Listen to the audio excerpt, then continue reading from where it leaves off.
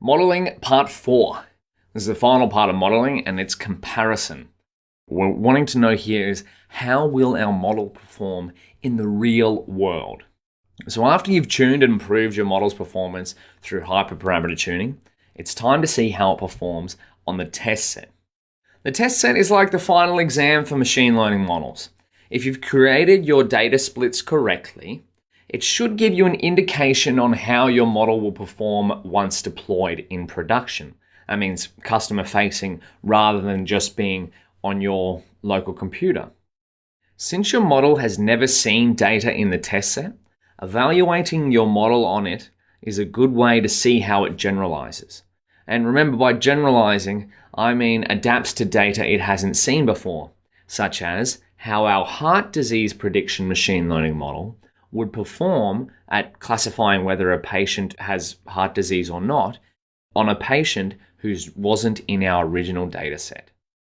A good model will yield similar results on the training, validation, and test sets.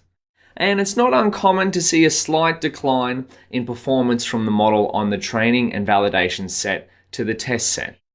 For example, your model might achieve 98% accuracy on the training data set and 96% accuracy on the test set. What you should be worried about is if the training set performance is dramatically higher than the test set, also known as underfitting, and if the test set performance is higher than the training set performance, also known as overfitting. Overfitting and underfitting are both examples of a model not being able to generalize well, which is what we don't want. The ideal model shows up in the Goldilocks zone. It fits just right. Not too well, but not too poorly. You can see here, this machine learning model, if this was your data, these green data points, this line here, it kind of fits the shape, but this would be classified as underfitting. This is not what we want our model to do. And this one over here, well, it's doing a good job of fitting all the data points, but it's going far too close. It's almost a too perfect model. It's just snaking between them. So this example would mean that the model has learned the patterns too well in this data set. It would be like seeing the final exam before actually taking the final exam. This one here is the Goldilocks zone, right? This is an iterative process. Where exactly this Goldilocks zone is, like a balanced model, will really depend on your data and the problem you're trying to solve. That's why, again, it's an iterative process, finding this balanced zone.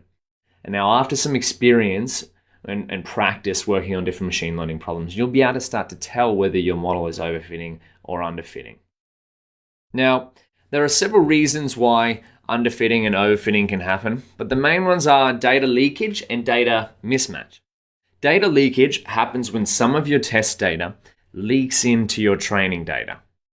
And this often results in overfitting or a model doing better on the test set than on the training data set. It's like, remember, it was like if you were to have a look at the final exam, or everyone had a look at the final exam as the practice exam, your machine learning model has just learned what it's about to be tested on. So when it comes time to modeling, it's just learned it way too well and it starts to fit the data like this. Now, this is why it's important to do your splits correctly and ensure that machine learning model training happens only on the training data set. Validation and model tuning happens only on the validation or training data set, and that testing and model comparison happens on the test data set. And remember, some different approaches use only a training and testing set and do model tuning on the training set, but testing always stays the same. It's like when you go to university, you're doing a course, you want to make sure that the final exam is kind of an indication of how well you understand things. Same with the test data set for machine learning. The test data set is used as an indication of how well your model will generalize in the real world, so you want to avoid data leakage. Data mismatch happens when the data you're testing on is different to the data you're training on, such as having different features in the training data to the test data. Having this kind of mismatch can lead to models performing poorly on test data compared to training data. This is why it's important to ensure that training is done on the same kind of data as you'll be testing on. and as close as possible to what you'll be using in your future applications. Other ways to combat underfitting include using a more advanced model. This could mean a totally different model or increasing the number of hyperparameters on your current model. Remember, when we're cooking our chicken dish, we might alter one of the hyperparameters of our oven by turning it up. That might be something that you might do on a machine learning model. Instead of only using 2 layers in a neural network, you might use 4. We'll see more of this in a future project. You could also reduce the number of features you're trying to model. Maybe your data has too many features and the model you're using is struggling to find patterns in them. Finally, you could train your model for longer. Sometimes models take longer to train or longer to learn than you'd expect. One of your experiments may involve a longer training phase. And to reduce overfitting, useful solutions are to collect more data. More data will provide more potential patterns for a model to find and thus lower the potential for it to find them all.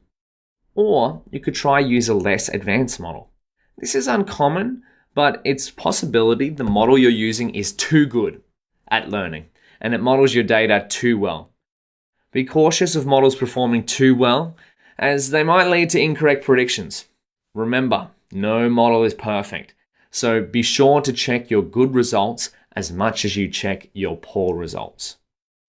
Finally, when comparing 2 different models to each other, it's important to ensure you're comparing apples with apples and oranges with oranges. For example, Model 2 trained on dataset 1 versus Model 3 trained on dataset 1. And during comparison, you'll want to make sure you take into account not only the final result, but what it took to get there. If Model 2 takes 1 second to make a prediction at 93.1% accuracy, Model 3 takes 4 seconds to make a prediction at 94.7% accuracy. Is that extra 3% accuracy worth that extra 3 seconds of prediction time? Now, this will depend on what the goal is. But if you are optimizing for prediction time, right, you want to make predictions as fast as possible, you might choose Model 2 because it makes predictions 4 times faster than Model 3, but at a higher accuracy level. Again, this will be different depending on what kind of application or production use case you want to use, but just some things to keep in mind. There's more than just how a model performs that goes into choosing which one you should use. A couple of things you want to remember from this lesson. Avoid overfitting and underfitting. You want a model that heads towards generality. It's like when you do your practice exam. If you saw the final exam, you might just become an expert memorization machine rather than someone who could use their knowledge in the real world. Keep the test set separate at all costs. When you split your data, you want to have a training set and then throw away the test data set and lock it up. And once your model has been trained, then you can open up the test data set, you can unlock it, take it out of the safe, and see how your model performs. When you're comparing models, compare apples to apples. Have Model 1 and Model 2 on dataset 1 and dataset 1. You want to make sure the 2 models you're comparing have been created in the same sort of environment so that you can ensure that what you're comparing is legitimate comparisons. Finally, one best performance metric does not equal the best model. Remember in our example, you may be optimizing for prediction time. So although a model that makes a faster prediction doesn't get as high accuracy as another model that takes a little bit longer, it might not matter to you because you need something that can predict as fast as possible. Phew, that was a lot, but we'll see plenty more of this in action throughout the course. You'll also be using it throughout your entire machine learning career, so it's important to remember these concepts. Let's push on to the next step and see how we can put all of the previous steps together in step 6, experimentation.